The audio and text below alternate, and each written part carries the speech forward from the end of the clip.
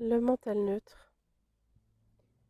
Les trois facettes du courant mental regroupent dans une certaine mesure les différentes instances psychiques définies en psychologie. Le mental négatif instille la prudence dans les choix, le sens de la réserve et des convenances. Il est rapide, automatique, un outil essentiel à la survie.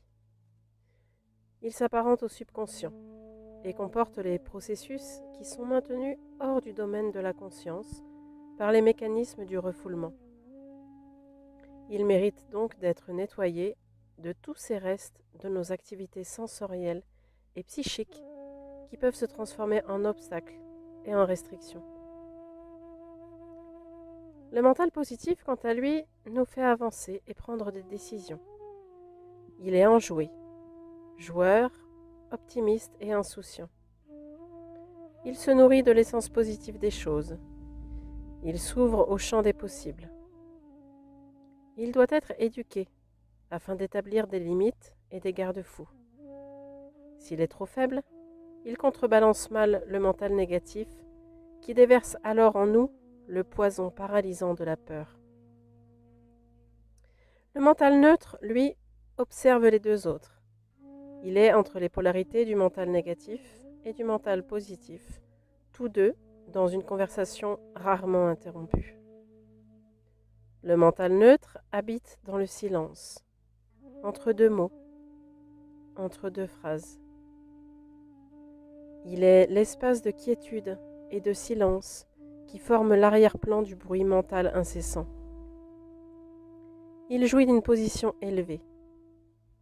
Son regard est enveloppant et intuitif. Il vole avec les ailes de la sagesse et de la compassion. Il est serein, calme, silencieux et immobile. Dans toutes les situations de la vie, il y a des choses que nous ne pouvons pas changer, des données de base.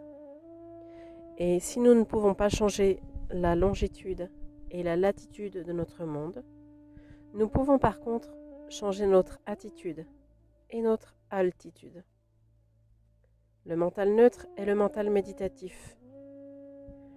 Mieux que de chercher à résoudre les problèmes, comme le font le mental négatif et le mental positif, le mental neutre nous permet de les dissoudre dans la méditation. Lorsqu'il est trop faible, il nous livre au piège de l'indécision. Nous sommes perdus entre les différentes options possibles, ou alors, au contraire, c'est le piège d'une décision dogmatique, du fait d'être pour ou contre, simplement par principe. Le mental neutre n'est jamais trop fort, il doit être développé. Si le yogi cherche à équilibrer le mental négatif et le mental positif, il vise avant tout à donner toute sa dimension au mental neutre, au-delà des polarités. Ainsi, il devient l'expression de l'infini pour le bénéfice de tous. C'est précisément cela, être pleinement humain. Le mot humain, d'ailleurs, dans son étymologie indo-européenne, est formé du préfixe hu, qui signifie la lumière, et du suffixe man, le mental. L'être humain est celui qui reçoit et cultive la lumière du mental. Le siège du mental neutre est le centre du cœur.